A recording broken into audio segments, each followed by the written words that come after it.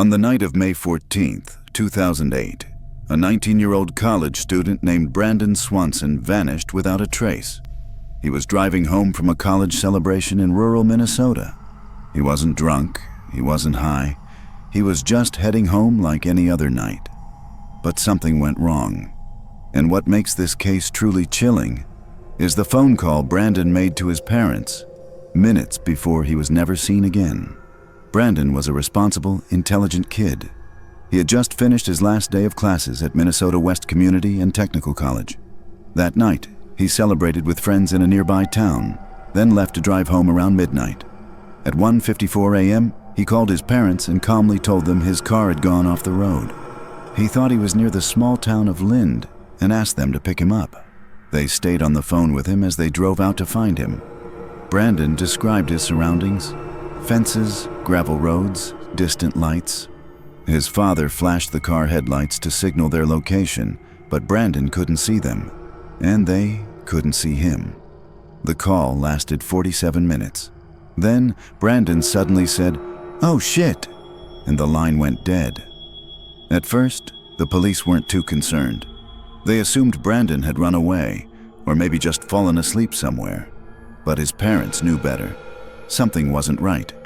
They began searching immediately, but they found nothing near Lind. No car, no signs of Brandon.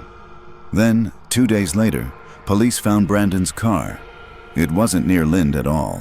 In fact, it was 25 miles away near the town of Taunton. The car was off a gravel road, stuck in a ditch. It looked like Brandon had simply misjudged the road's edge and drove off. There were no signs of a struggle, no blood, no damage. So where was Brandon? Tracking dogs were brought in. They followed Brandon's scent from the car, across fields and gravel roads, even over a river. The trail continued for over 3 miles. Then it suddenly stopped, cold. No more scent, no more footprints, nothing. It was like Brandon had simply vanished into thin air. If he'd drowned in the river, his body would have turned up. But the river wasn't deep, maybe waist-high. It didn't make sense. No items of clothing, no torn fabric, no shoes, no signs of injury. Just a long, silent trail, ending in the middle of nowhere. Several theories have emerged over the years.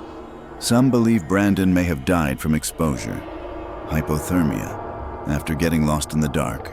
Others think he may have been hit by a vehicle, and the driver covered it up. There's also a darker theory, that someone picked him up, and he was never seen again. But if that were true, how? Why? And who? Perhaps the most unsettling theory is that Brandon may have witnessed something he wasn't supposed to see, and someone made sure he disappeared. But there were no tire marks, no signs of a struggle, no evidence at all. One of the creepiest parts of this mystery is that 47-minute phone call. Throughout the call, Brandon never panicked. He calmly described walking toward what he believed was the town of Lind. He saw fences, passed gravel roads, and noticed distant lights, but he was nowhere near Lind.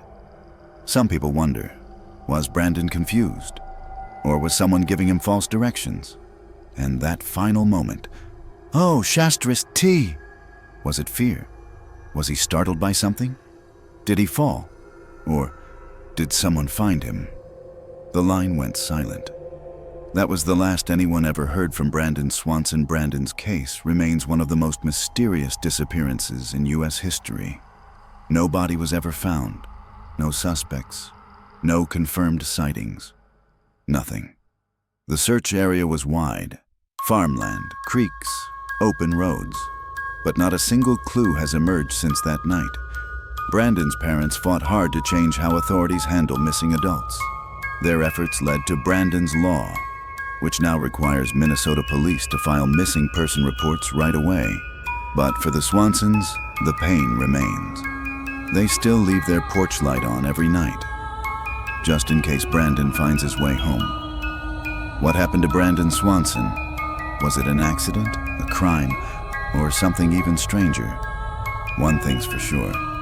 Somewhere in the dark fields of Minnesota, Brandon's story is still unfinished. If you have any theories, thoughts, or ideas, leave them in the comments.